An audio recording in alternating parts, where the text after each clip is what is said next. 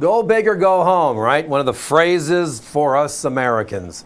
And it relates probably to one big coin, our most popular coin in U.S. history, the Morgan dollar.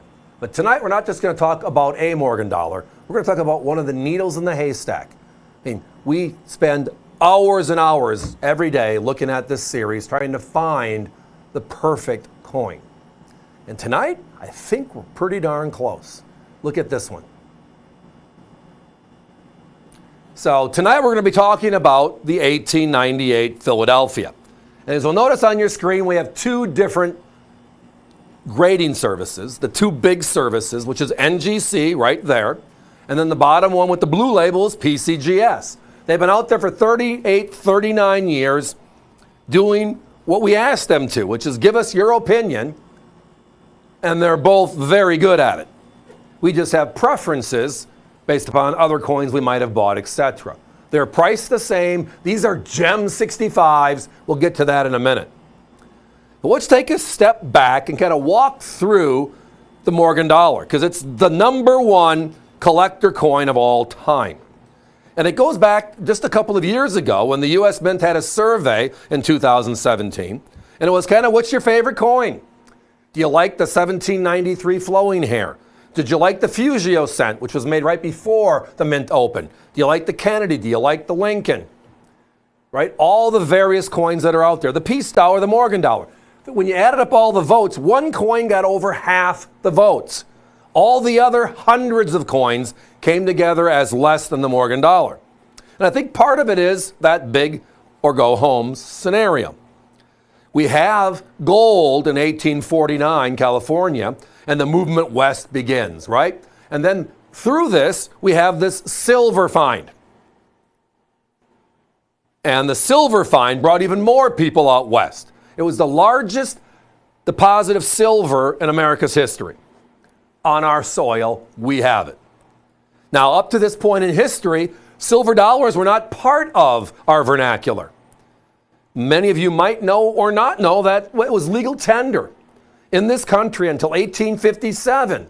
Spanish coins and English coins. Know why that changed? We found silver. We had silver dollars of our own. We can now supply silver to meet our needs. So the Comstock load creates the opening, and then legislation passes, the Bland-Allison Act of 1878, and boom, we have this beautiful new silver dollar. Why is it called the Morgan dollar? Well, the designer of the coin, George T. Morgan, nicknamed after him.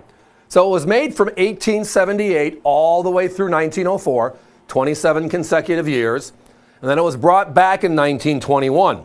We'll get to that one in a second. So 28 years in all. The Philadelphia Mint was the only mint to have 29 coins, and that is because the first year, 1878, we made two versions.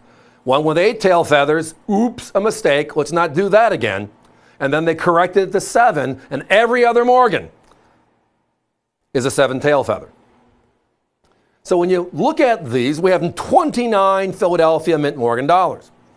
If you look at the lowest minted, the 94p, up to the highest minted, the 21p, this one stacks at number 9, so a top 10 low mintage figure coin. But that's not the all. It goes beyond that. All right? The one thing we don't know in the Morgan series, which makes it difficult to use just mintage figures, is in 1918, Senator Pittman proposed legislation to aid the English who are having a silver problem. And the silver problem was during World War I, and that is the German influence in India was having all the silver certificates brought to the banks and then cashed for silver. They didn't have enough silver to back it up. Well, we did. But we couldn't give them American money. We were neutral at that time. So the U.S. government melts 60% of all the Morgan dollars. We just don't know which ones. And then they use the silver, and that's why there's a 21 Morgan, by the way. We had silver left over. We better put it back into the coin it came from. We have a chart we put together to explain how special this coin is. Let's look at it. So if you look on here, you'll notice we have San Francisco Mint Morgans, we have New Orleans Mint Morgans, we have Philadelphia Mint Morgans from the 1880s. You see the mintages, very similar to the others. The red across the middle is this coin. I'm talking about. The purple column is how many coins PCGS or how many coins NGC has seen in the last 38 to 39 years.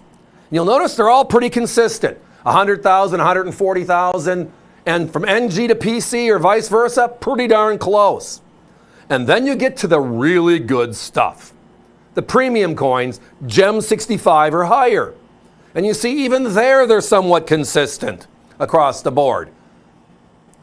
And then all of a sudden you look at the later years, the bottom of this graph. Notice how it's shifted down? Because there are fewer of these coins left. If there were coins in the barn, were the more recent coins or the older coins the ones closest to the door? So if you opened it up and we're going to melt 60%, I'm pretty sure they didn't crawl over all the bags to get to all the older ones to melt them first. And these numbers almost prove it. But then there's a couple anomalies, and the 1890s has a few of them. My favorite for value is this one, because this is affordable. But look at it. PCGS has only seen 25,568 coins. NGC only 28,409. But in 65 or higher, remember I started this with less than 5,000, what would happen? Look at these numbers. That's how many coins exist this nice, compared to everything else around it. Everything else on this chart, my competitors sell for $400 to $450 each. We're at $379 and we're giving you the best stuff.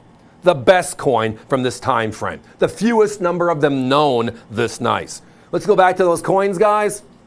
I love them. And again, I understand I like NG or I like PC. The numbers there showed you they're very, very similar. The NG's a little bit rarer than the PC by just quantity, but both of them, there's less than 5,000 known to exist. So again, I breached the question. If the US Mint made a Morgan dollar today, and they made less than 5,000 of them, what would happen? Well, we know one thing. In 2021, we made 175,000 for the 100th anniversary, and they sold out. The Carson City with 175,000, we sold out at $449 here on AVC last week. These are less than 5,000. My competition on these two coins, over 500. Love them. Guys, let's put a 30-second clock up, please. Bottom line is this.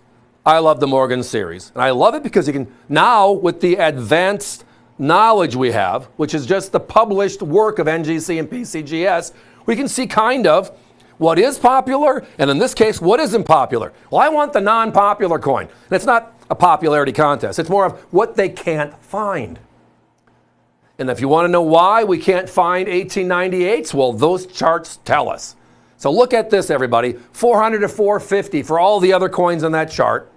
And there were hundreds of thousands of them, 40, 50,000 in this grade. These two are less money. This one, I should say, your choice of grading service, yeah, and at $379. This one, not going to last long.